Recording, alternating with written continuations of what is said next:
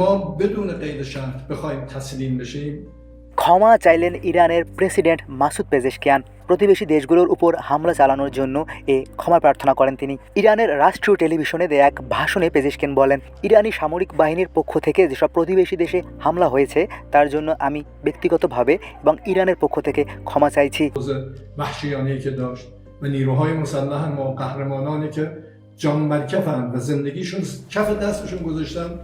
তিনি আরও বলেন, অন্তর্বর্তী নেতৃত্ব পরিষদের সিদ্ধান্ত অনুযায়ী প্রতিবেশী দেশগুলো থেকে যদি প্রথম আক্রমণ না আসে তাহলে আর কোনো ক্ষেপণাস্ত্র নিক্ষেপ বা হামলা চালানো হবে না।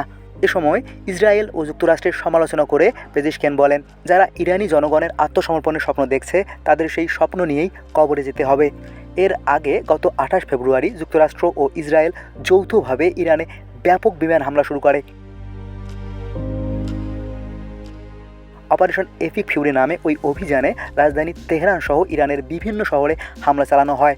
ওই হামলায় নিহত হন দেশটির সর্বোচ্চ নেতা আয়াতুল্লাহ আলী খামেনি।